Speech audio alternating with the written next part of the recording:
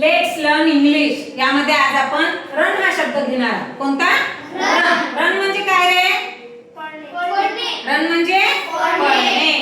Run fast वेगाने पळ. Run fast वेगाने पळ. रन स्लोली हळूहळू पळ. रन स्लोली हळूहळू पळ. रन हियर इकडे पळ. रन हियर इकडे पळ. रन हियर इकडे पळ. रन हियर इकडे पळ. रन देअर तिकडे पळ. रन देअर तिकडे पळ. रन टू मी माझ्याकडे पळ. रन टू मी माझ्याकडे पळ. रन इनसाइड आत पळ. रन इनसाइड आत पळ. रन आउटसाइड बाहेर पळ.